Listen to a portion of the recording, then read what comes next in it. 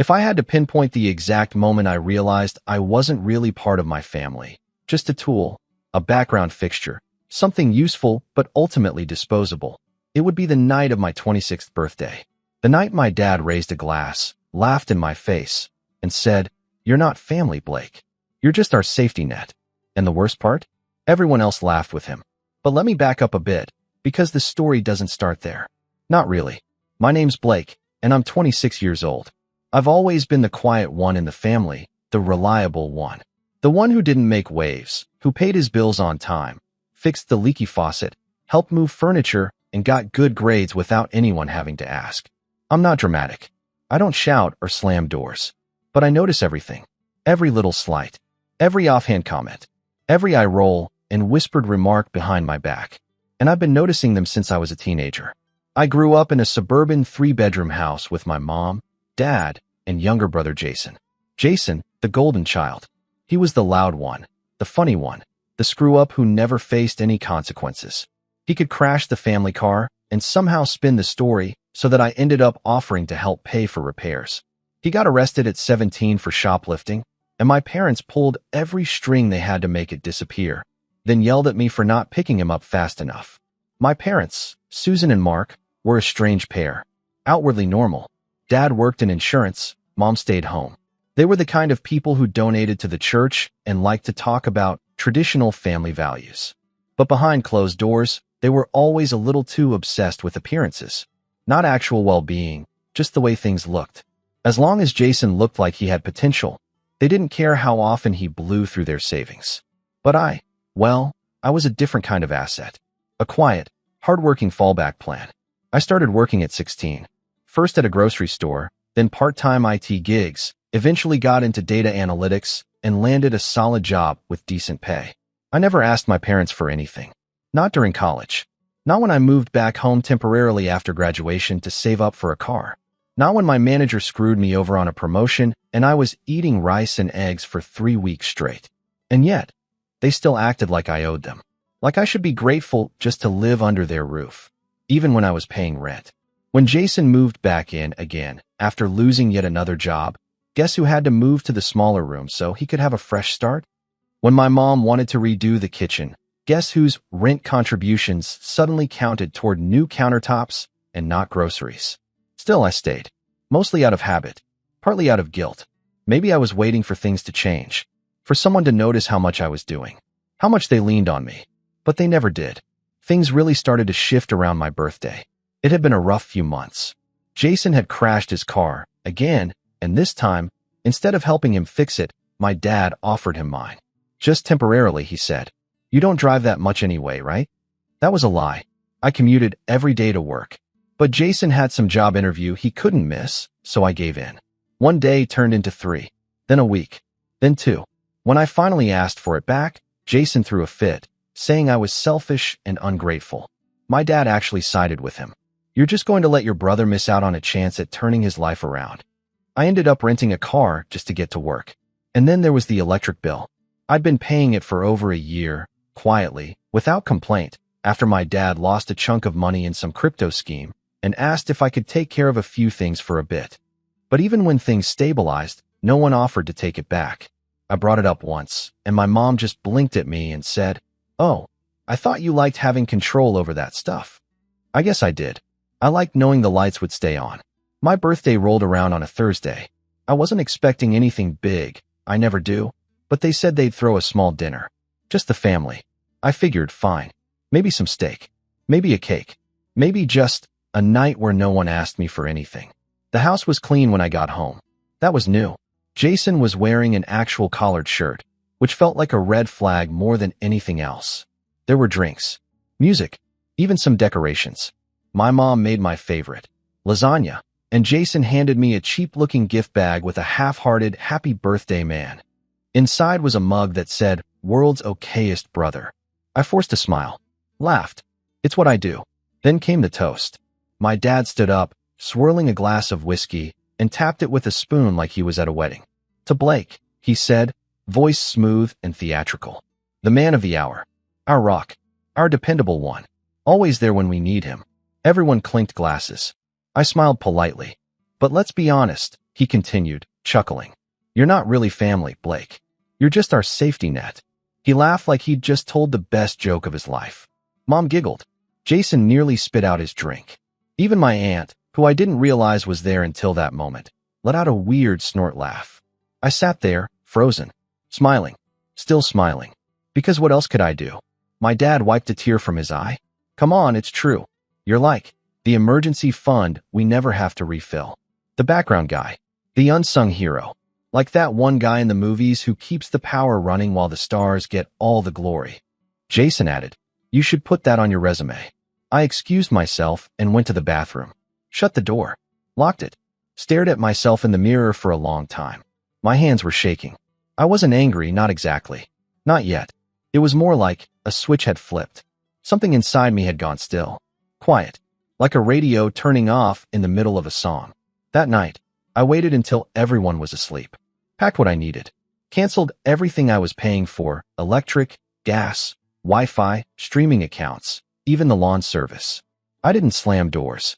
I didn't leave a note. I just walked out. Let them wake up to a house they could no longer afford. But I'm getting ahead of myself. Because before all that, there were more signs. More cracks in the mask. More moments where they stopped pretending and I started seeing the truth. And the truth was, I'd never really been part of their picture. Not the way I thought. And the next big clue came the following morning when the call started. First from Jason, then Mom, then Dad. But I didn't answer. Not yet. When I didn't answer their calls the next morning, I expected some pushback. I expected Jason to whine. I expected Mom to send passive-aggressive texts.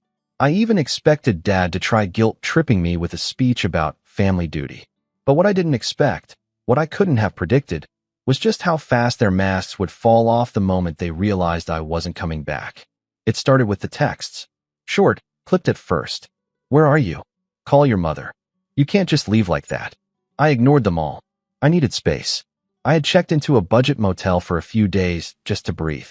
The walls were thin, the AC rattled, and the water smelled faintly metallic, but it was quiet. No one needed me to fix a broken cabinet or cover a bill. No one interrupted me with a quick favor that turned into a full day of manual labor. It was peace in a strange way, but it didn't last. The tone shifted by day 2. Mom texted a photo of the house in the dark. The power's out. I thought you were paying for that. No greeting. No concern. Just that sharp edge of entitlement. Like I had broken an unspoken rule by asserting any sort of boundary. By day 3, Jason called and left a voicemail that lasted 2 full minutes. I didn't listen to all of it, but I caught the part where he said, "You think you're punishing us? You're just screwing yourself, dude. You'll come crawling back." Spoiler, I didn't. Instead, I found a small studio apartment through a friend from work. It wasn't much, just a 1-bedroom with creaky floors and a window that faced an alley, but it was mine. For the first time in years, I felt like I was living on my own terms. But that's when things really started to unravel back home. Apparently, no one in my family had bothered to transfer any of the accounts I'd been handling. The electricity? Still under my name. Same for the Wi-Fi, water, trash pickup, and even the streaming subscriptions. I hadn't just been helping out. I'd been the sole person keeping the house functioning. Once I pulled the plug, literally, they were left scrambling. Mom called again. This time, her voice was all tremble and drama. "Blake, honey, we're not mad.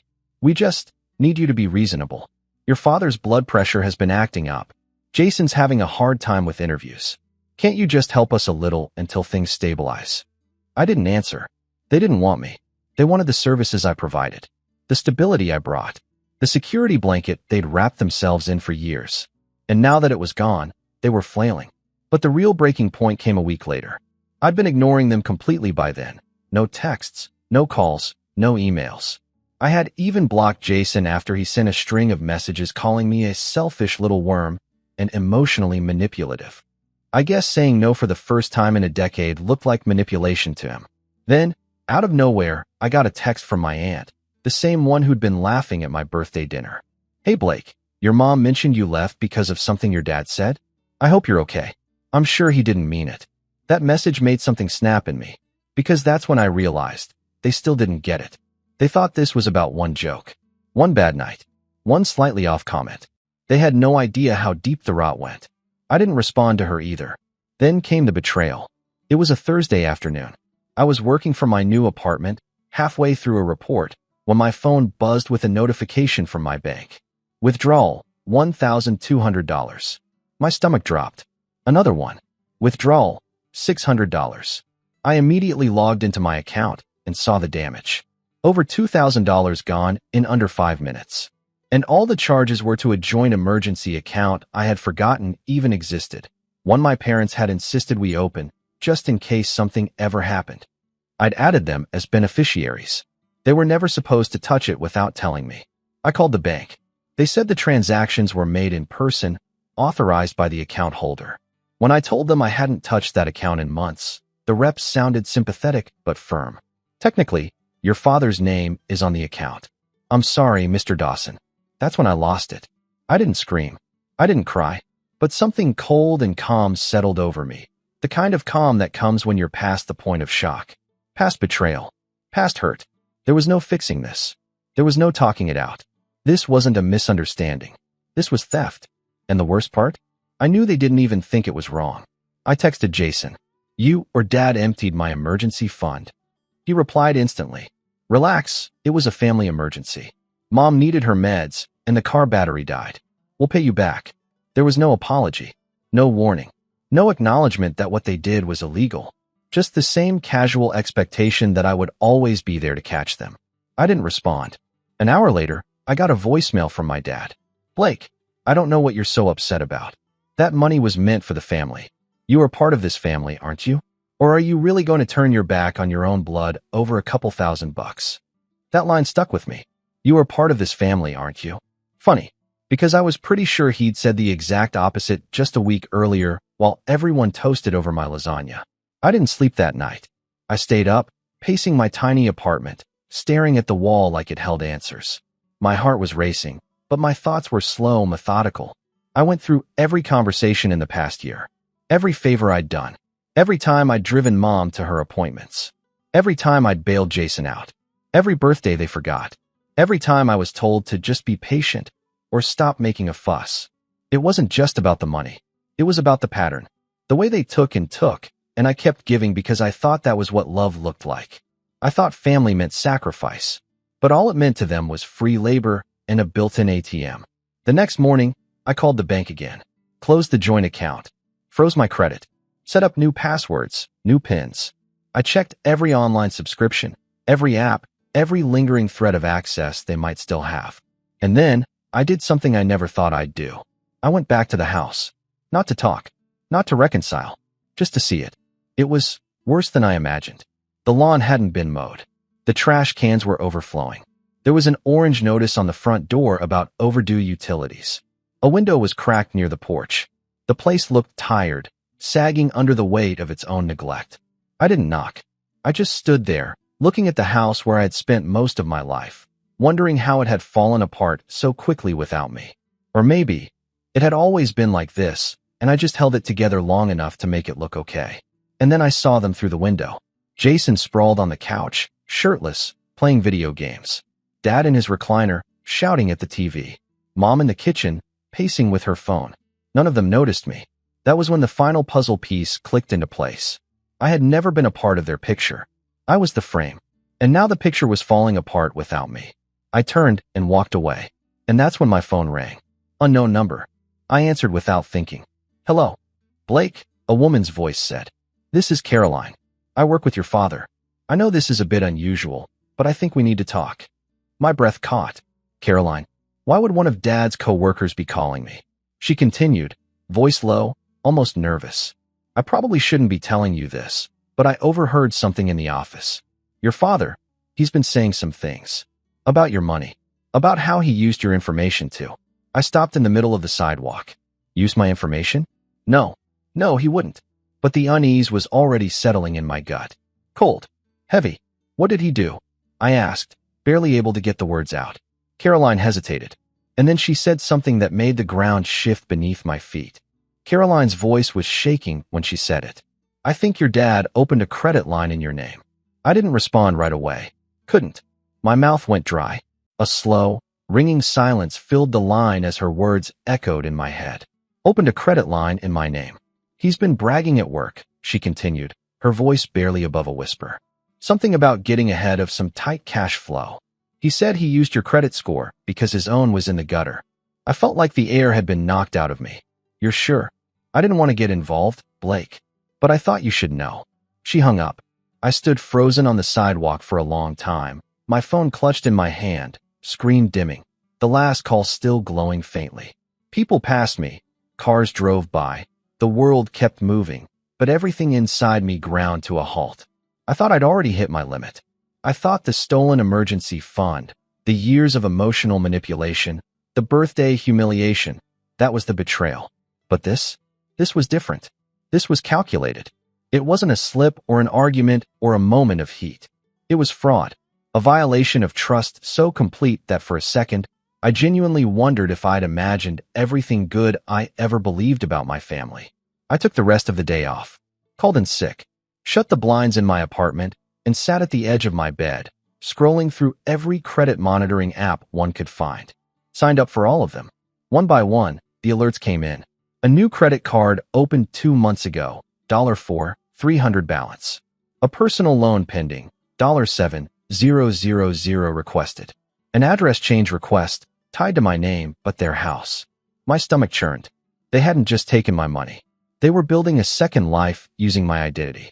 And if Caroline hadn't warned me, I might have found out when my score plummeted, or when a collections agent knocked on my door. That night, I didn't sleep. Again. But this time, I wasn't pacing in panic. I was planning. I filed a fraud report, froze my credit, spoke to an agent at the credit bureau who was kind, clear, and extremely helpful. They flagged my account for suspicious activity. I submitted a police report, called my bank again, and told them the full situation. I was scared they wouldn't believe me, that they'd think I was just some entitled kid trying to blame his family for his own debts. But to my surprise, they took it seriously. A fraud investigator was assigned to the case. That was the beginning of the fallout. The beginning of the fall. For weeks, I was buried under paperwork. I had to verify every account, prove my address, send in ID copies, affidavits, notarized statements. It was exhausting and expensive, but I did it. Quietly, methodically. I told no one from my family what I knew. Let them twist in the dark. Still, even as I fought back, I felt like I was slipping. The stress was crushing. I started missing work deadlines. My manager called me in for a performance chat. I couldn't focus on anything for more than 10 minutes. My appetite vanished. Some nights, I sat in the shower until the water went cold just to feel something other than anger or guilt or that suffocating numbness that had crept in around the edges of my thoughts. I wasn't okay, and for the first time, I let myself admit it. There was one night, late, probably 2 or 3 a.m., when I found myself staring at an old photo of my family, saved on a hard drive I hadn't touched in months. It was from my high school graduation. I was standing in the middle, grinning, arms around both my parents. Jason had thrown an arm around my shoulders too. Everyone looked proud, happy, unified. It was a lie. I sat there on the floor for a long time, just staring at it. Eventually, I dragged the image to the trash folder and deleted it. Not in anger, just acceptance. That was rock bottom for me. But here's the thing about rock bottom. Once you're there, once you've hit that cold, hollow space where there's nothing left to lose, you get clarity. And with clarity comes power. The first thing I did was take back control of my time. I requested remote work for a few weeks. My manager was skeptical, but said yes. That gave me space to focus on both recovery and rebuilding. I started waking up at 6 a.m., not because I had to, but because I needed structure. I made coffee, took walks, got a gym membership, even though I'd never been the fitness type. I didn't go to get buff. I went because for 1 hour a day, no one could ask me for anything. I could sweat, breathe, exist. I started tracking my spending, opened a new bank account, switched to a credit union, got a new phone number. I deleted every shared family calendar, every lingering account I was still somehow connected to. Even my Spotify was still under a shared plan. Jason had added all his playlists under my login. Gone. I was rebuilding, brick by brick. There were small wins, too. The fraud case moved forward. After 2 months, the credit card was reversed, and my score began to recover. The loan request was denied. Thankfully, the bank had flagged it before dispersing funds. I got a letter confirming that my father had been contacted regarding the investigation. I don't know what he told them. I didn't care. The damage was being repaired. I also started therapy. It wasn't something I ever thought I'd do.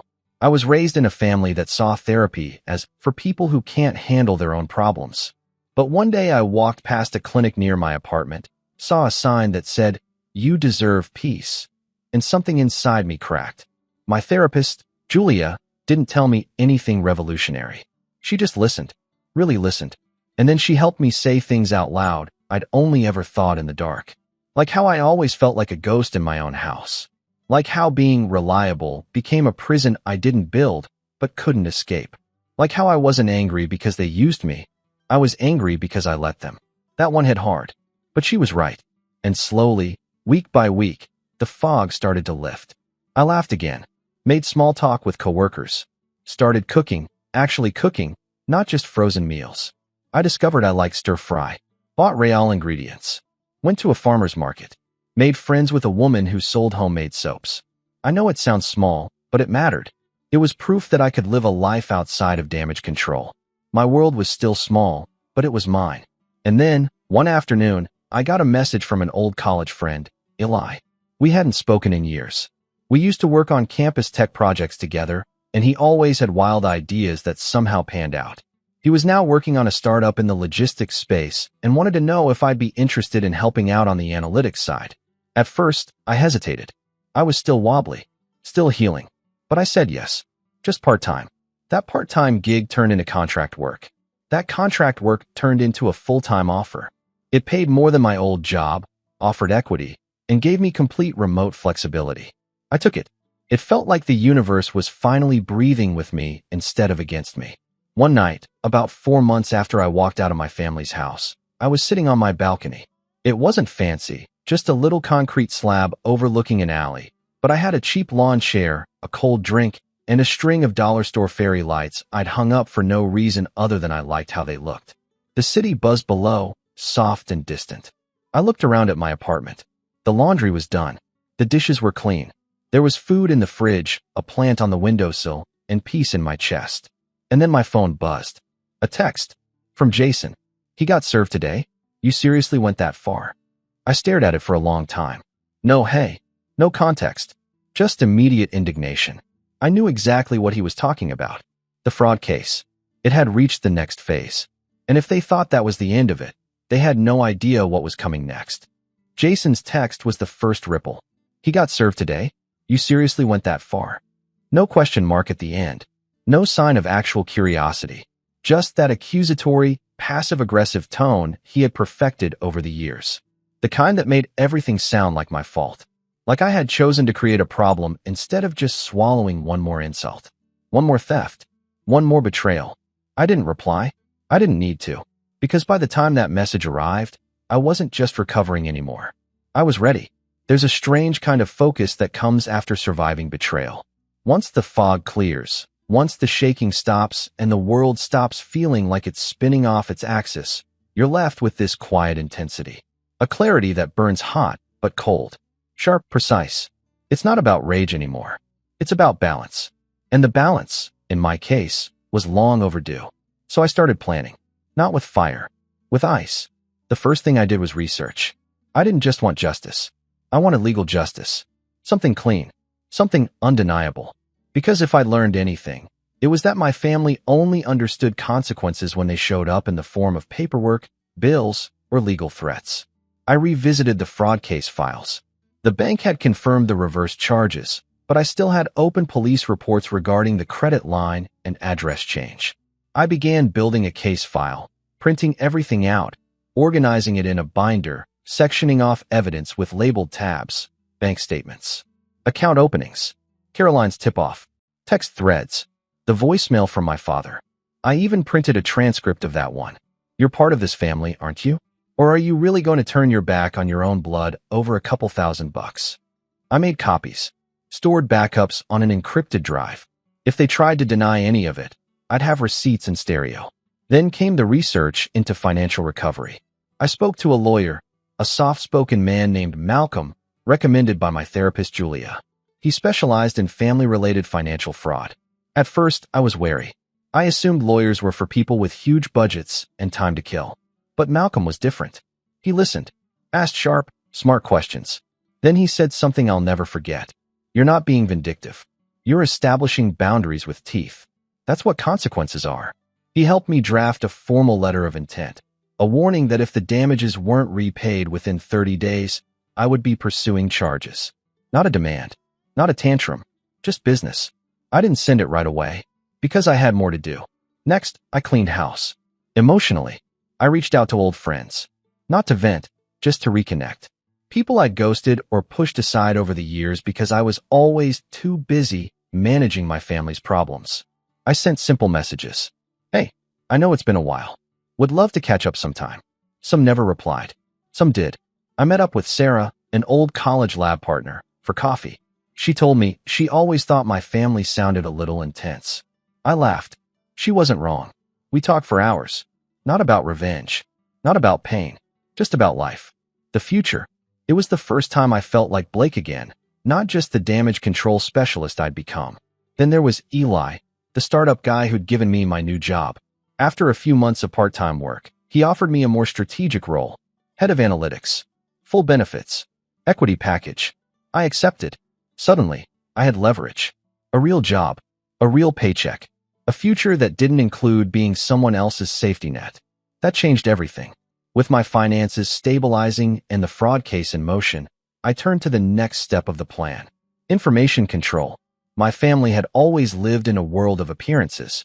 Keeping up the image was more important than fixing anything underneath. If something looked broken, it was ignored. If something sounded unpleasant, it was denied. That was their playbook. So I flipped the script. I began documenting everything, not just for the legal case, but for me. A digital journal, timelines, copies of every email, voicemail, missed call, notes from conversations. I kept it all organized like a war file. Then I took it one step further. I created a Google Drive folder. Private. Encrypted. I titled it, Family Receipts. Inside, I uploaded everything. The text from Jason where he admitted to using my emergency fund. The call logs showing when my father accessed the joint account. The credit bureau alert with the fake address change. Even screenshots of my mother's Facebook posts pretending everything was perfect at home. I wasn't going to release it, but I could, and the possibility was enough. Then came the most surgical part of the setup. I called Caroline. She had been quiet since our last talk, but when I explained that I was not asking her to get involved, just to confirm dates and details, she agreed to help. She confirmed what she heard. My father boasting in the office about cleaning up Blake's financials to make room for bigger family opportunities. He said it like it was some kind of group investment. But there was no group. There was just theft. That sealed it. The final piece? I decided to make contact. Not with my parents. With Jason. I knew he was the weak link. The mouth. The reactor. So I crafted a message. Polite. Cold. Professional. Jason, I've submitted formal documentation regarding the fraudulent accounts opened in my name. If you or Dad wish to resolve this quietly, I suggest initiating repayment by the 30-day deadline outlined in the attached notice. Any attempts to contact me directly will be documented and submitted to the case handler. Further identity misuse will result in immediate escalation.